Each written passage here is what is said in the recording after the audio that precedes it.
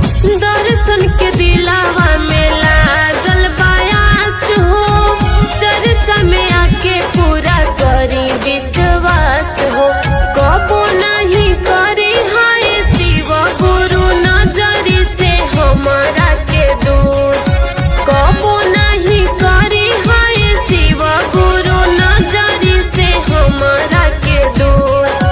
चर्चा करावतनी शिव गुरु चर्चा में आई जरूर, चर्चा करावतनी शिव गुरु चर्चा में आई जरूर।